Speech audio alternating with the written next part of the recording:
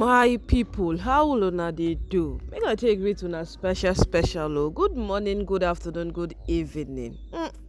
How una dey do? Shey we don turn family on top dis channel and all the akporoko for inside the palace wey I dey carry come for una. E don reach make I dey ask una frequently how una dey do So my people, wetin dey happen right now? After the media don take drag governor Adeleke, they don drag am well say e don snub kabiyesi, e don ignore the ooni of Ife at an event where they went to. The video that trended on the internet everywhere was a clip of how governor Adeleke snubbed kabiyesi at an event they went to. Later on, governor Adeleke had to come out and clear the air on this. According to him, him been talk of how long him no know kabiyesi.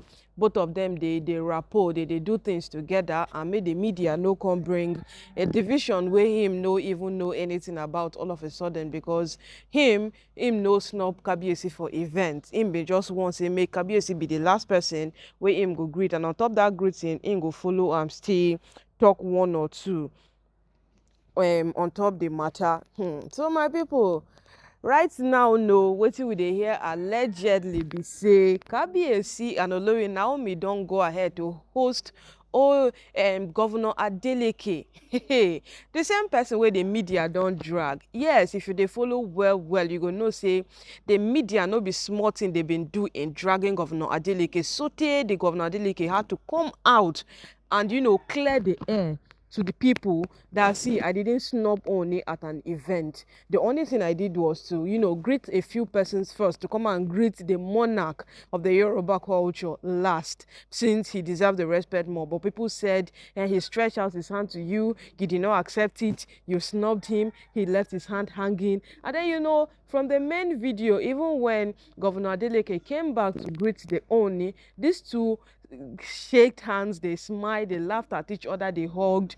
But the media chose to bring something else entirely. Right now wetin we dey hear be that allegedly they don't host Governor Adeleke. And you see, all these things, when the media tries to give you something else, no bank on it yet too. No bank on it, because there's definitely a whole truth somewhere else that you don't know about yet. Yes, there is always a whole truth somewhere else.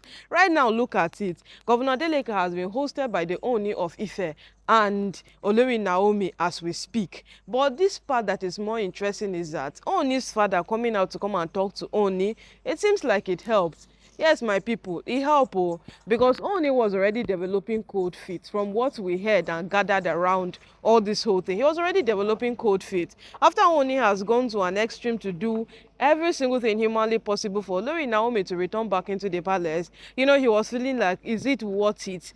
All those kind of questions start trooping into your mind, and then you are asking a lot of things.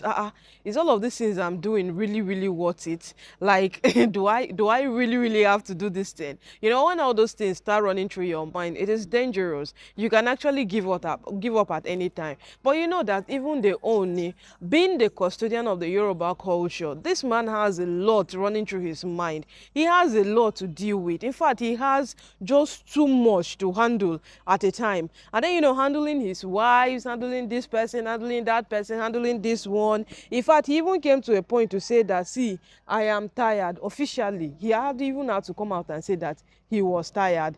Tired of what? All his wives behaving like that. Because he said, he's not the first person to go into polygamy now. He's not the first person to do this polygamy of a thing. So why is it that his own polygamy is so different? All his wives are not agreeing with each other. All his wives are just fighting each other. They are against this person, against that person, against this one. He doesn't understand. Yes, but you see, bad as it be, when the internet try to project something else, try finding out the main truth first. That's just the point I'm trying to derive here, because the internet have always tried to project a different person about Ooni, if you want to go by what his wives are doing. But if you go closer, this man is a very genuine, loving personality who knows what he wants for himself.